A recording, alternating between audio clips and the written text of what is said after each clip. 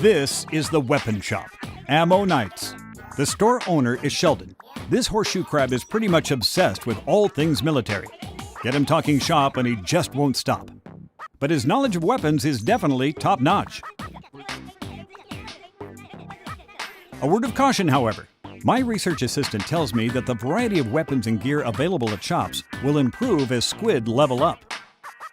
Next, I'll lecture on some weapons his shop carries.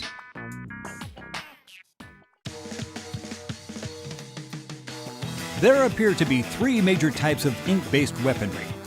For rapid-fire inking, look no further than the shooter. For long-distance projectiles, there's the charger. And to squash opponents while spreading ink, say hello to the roller.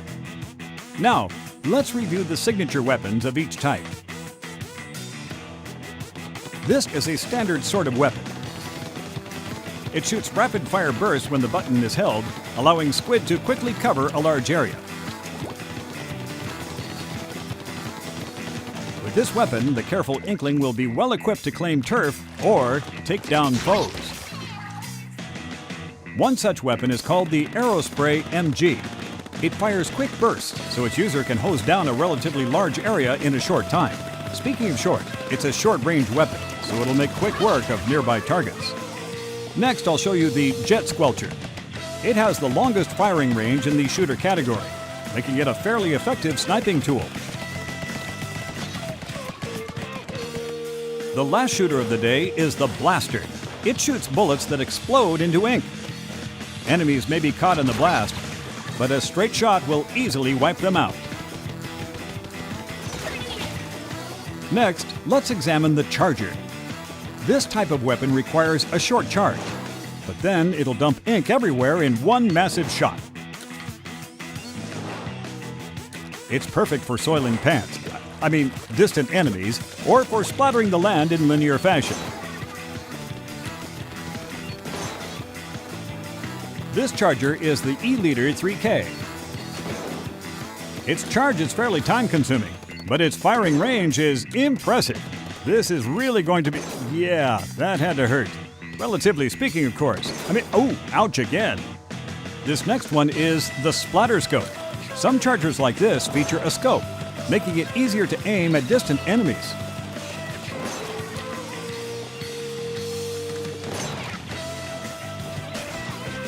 Last, but definitely not least, the Roller is a great weapon for advancing forward while marking turf and steamrolling opponents.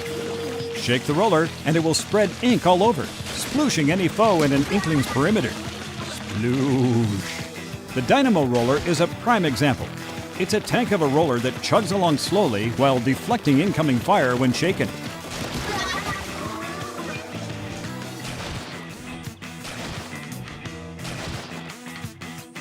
The three types we just showed you are all main weapons.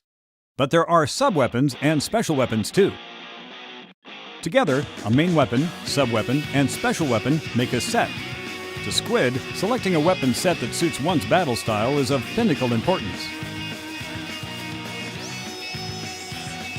Sub-weapons consume a relatively large amount of ink. The amount depends on what type is used.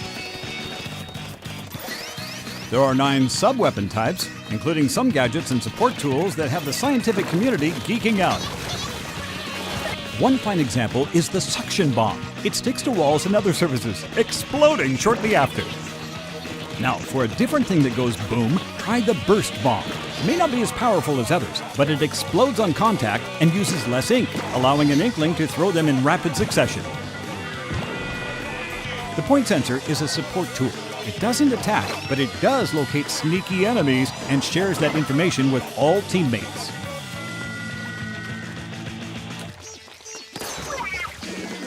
The ink mine is another type of sub-weapon.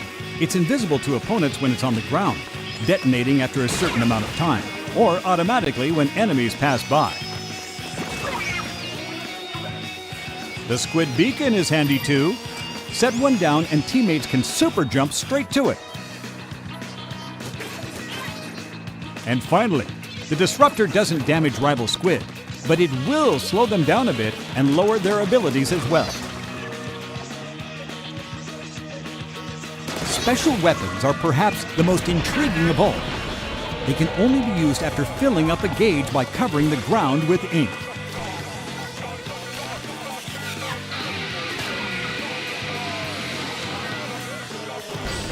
The ink strike defies reason. Touch a location on the Wii U gamepad map, and a rocket will be shot there, creating a fearsome ink tornado.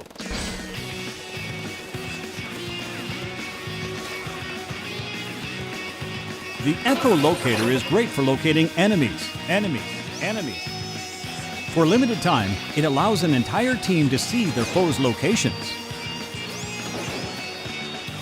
The bubbler is pretty self-explanatory. It creates a protective bubble that deflects enemy attacks. Get near a teammate, and they'll get bubbled too. And finally, the Kraken can turn an Inkling into a giant invincible squid. For a while anyway. So, let's see. A main weapon, a sub-weapon, and a special weapon. It seems squid always go into a turf war with a set of these weapon types. But squid battling proficiency isn't just about weapons. Let's take a look at the area outside Booyah Base to find out more. Inklings like to gather here because they're drawn to happening events. These particular squid are other players encountered online or via Miiverse. But if Inklings are one thing, it's fashionable. They've developed several brands of couture and enjoy mixing and matching styles to create their own unique look. Studying the different types of gear squid use offers some fascinating insight into their strategies. If a squid sees something they like, it can be special ordered.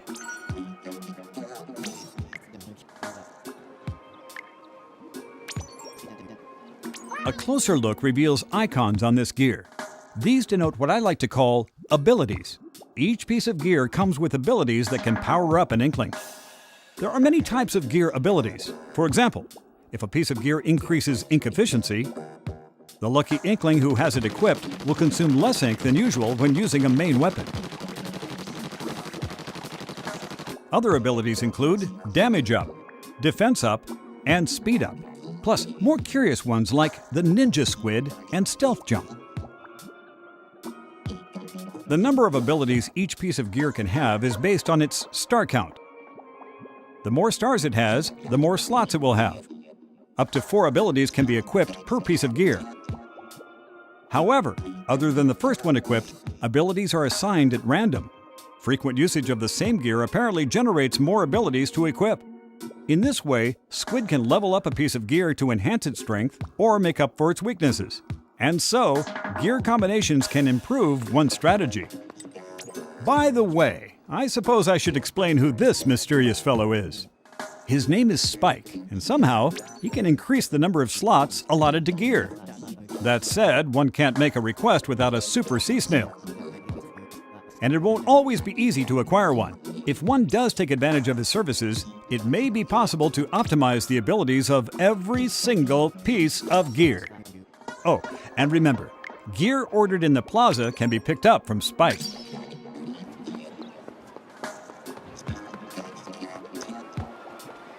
Wait, did you see that?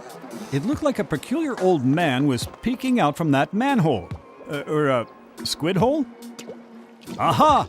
Let's see what happens. Oh my! Science, you've outdone yourself!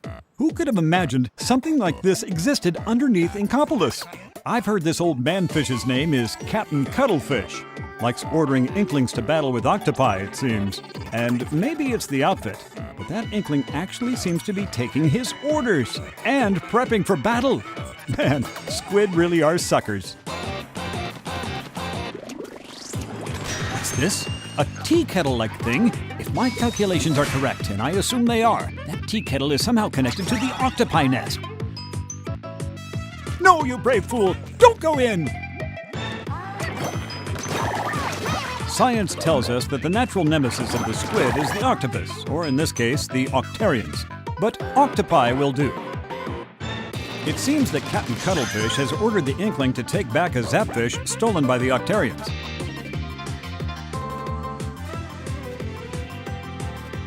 There are many types of these octopi, and they'll use whatever arms necessary to stop the Inklings. They do have plenty to spare.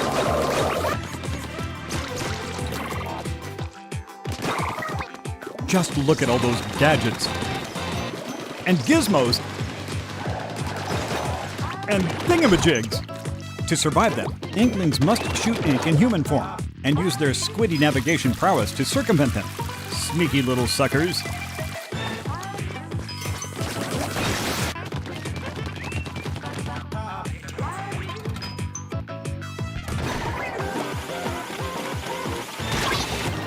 With Captain Cuttlefish's expert advice, they may just take back that zapfish. Depending on their location, some octopi may move like squid when they attack. Or they may be a bit more powerful. Worse, gigantic weaponized squid boss, anyone? My research indicates that items can occasionally be found in the middle of an area. For instance, this armor increases an Inkling's durability.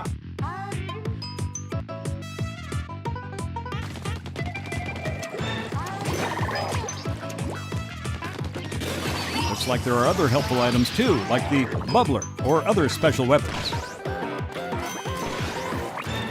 And these little things are scattered all over. They're called power eggs. Apparently, power eggs power up your weaponry. For this reason, it's a good idea for any squid worth his tentacles to collect as many power eggs as possible. However, of all the items out there, we at the Squid Research Lab are most interested in these, the sunken scrolls. One scroll is hidden in each stage, and each one reveals another piece of this world's mysterious past.